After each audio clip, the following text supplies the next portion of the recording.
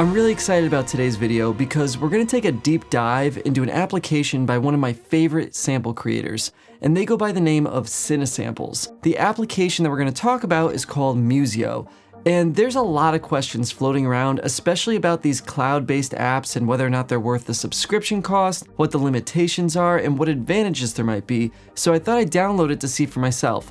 And I ended up being really surprised by what I discovered. So before we begin, I just want you to know I have no endorsement of any kind with this company. I have no relationship to them. Everything that we're going to discuss in this video is simply my honest opinion. By the end of this video, you should have a clear understanding of what Musio has to offer. I'll give my 2 cents as to whether or not it's worth the investment, and I'll also demonstrate what type of music you can produce using the product. So now it's time to find out if these cloud-based platforms are the future of software for composers like you and me. Let's dive in.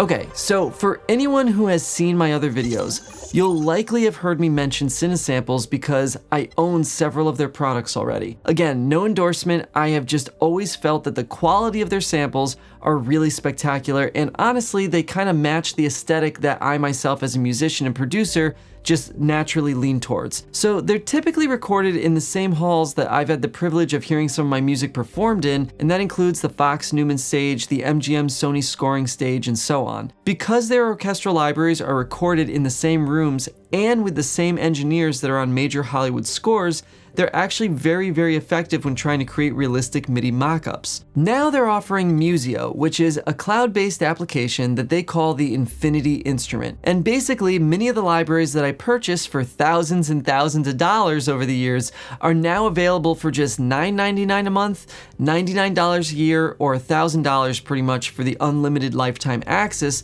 to what is a growing library of instruments. But are the libraries I purchased truly available through this application? There's definitely some caveats, but there's also a really incredible feature that sort of blew my mind, and it's a feature that professional composers are gonna really want to pay attention to. So let's investigate everything a bit further. The first thing that we should look at is the application. It's an incredibly slick and intuitive design. We can see that there's already a lot of instruments that are in it, even though it's a relatively new application. And a lot of instruments that I see are ones that I actually already have for Kontakt, but we're gonna get to that in a minute. As you can see in the catalog section over here, that all the instruments are sort of laid out like a Netflix of music, and it's really kind of cool and interesting. I like the way that they've organized it. If I click on Cinestrings Core, basically all of the individual instruments and the individual articulations are spread out here, and you can choose which ones you want to download individually. So that's a really interesting approach, and as we get into comparing the Kontakt versions to the Musio versions, we're going to dive a little bit deeper into that, but for now I just want to stay focused on the application. So if we were to look at Violin 1, and we just wanted to preview the harmonics, it sounds like this. And then if we want to preview the tremolos, we'd preview some of the trills. So let's say I wanted to download that trill. It's very simple, you just click download, it downloaded, now I can load it.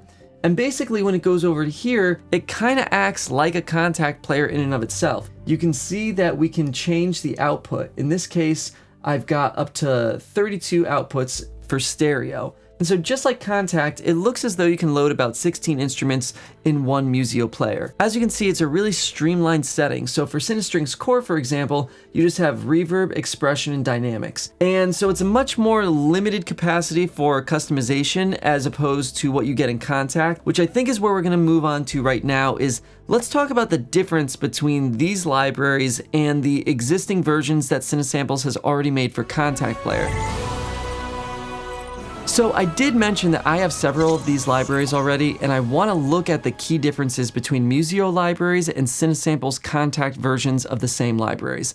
The first thing that you're going to notice if you own anything by Cinesamples is that Musio offers you just a single mix option. As you just saw, the interface is much more simple, much more streamlined, and one of the biggest, most obvious things that's missing compared to the Kontakt version is all of the microphone position options. Here you just have a single main mix option. You cannot customize mic positions. I'm not personally bothered by this. especially because of how I plan to use this application, which we're gonna get to. But the truth is, 9 times out of 10, I use the full mix that loads with the Kontakt instruments. If I'm doing a surround setup like I've done for certain feature films, I do have a template where I'm gonna route surround mics differently and room mics all the different outputs so that I can achieve that like really big surround sound. But for the last, I'd say like 5 or 6 projects, I've delivered them in stereo, and the mix team takes my detailed stems and then turns them into surround sound as needed.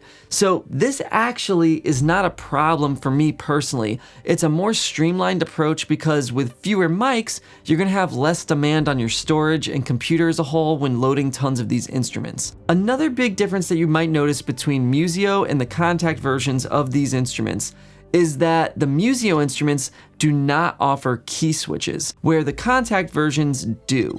So again, to use Cinestrings as an example, there's a Violins 1 articulations patch in that library for Kontakt where I can technically load a single patch and use key switches to trigger staccato, marcato, tremolo, legato, and so on. With Musio though, every articulation appears to be a separate download, and then it's loaded as its own separate instrument. It might not be the case for everybody, but for me personally, this is really no problem because as you might have noticed in my other videos, I happen to have my template set up this way already. So I personally hate key switches. And so as a result, I load different Kontakt instruments for every articulation, which is what Musio is offering. And I personally am right at home with that approach. So if you're like my polar opposite and you really love key switches, then this might take a little bit of getting used to. But I like to load the articulations into their own tracks, and that way when I'm using Cubase's search feature, if I'm looking for tremolo, I just can type in tremolos and I select the violins and so on. I find it much more efficient and easy to use that way rather than trying to remember what all the key switches were programmed to and so on. That's kind of it regarding the major differences between the Kontakt version and the Musio version of these libraries. Basically, the Kontakt versions are much bigger, they offer more customization and features sometimes, but this is going to give you everything that you actually need to score in a more confined package, and it actually brings me to the next feature that's really making me excited about this application, and that's the sharing feature that Musio presents. This is what basically just blew my mind, and it's the reason that I'm personally going to be getting this app. Basically, the way that I'm understanding this feature is that if I were to compose my score, or more realistically, make a sketch of my score or my cue, or just put an idea down, entirely with Musio, I can then send my Cubase or my DAW session to my assistant or my collaborator. And as long as they have Musio and they have the application downloaded, they don't have to have any virtual instruments installed on their computer. And basically, they can open my session and their Musio will automatically download the instruments that are being used in my session. And they can play back my score from their system without any issue. That's amazing. Just think about it. Let's say I compose like an adagio string section for a cue, but I compose it with just an ensemble patch because that's how I do my first pass of everything. I can then send that to my assistant. They can split that out to all the individual string parts, so the violin 1, violin 2, and so on, and they can automate the MIDI and make it sound really great. They can do all the programming, and then they can add the brass and the woodwinds, maybe some percussion, and then I can listen to their work and how they arranged my idea without any hassle of making sure that they have the same instruments as my setup does. This feature is honestly something that I have been in desperate need of, and its only limitation then becomes how many Musio instruments are available. Honestly, if every sample library had this feature to integrate into an application like this, it would be life-changing for composers because right now, the hassle of making sure assistants have all the same libraries and the same sessions as the lead composer is a real headache. So I'm very excited for where this is going to be going. So now the last thing we need to do, I composed a piece of music and I used Musio for all of the orchestral parts. And I'm going to play that for you so you can kind of get an idea as to how it sounds and what kind of music can be produced with this. I think it's really cool, especially with the idea that you can get all of these sounds for literally like $10 a month. So check this out.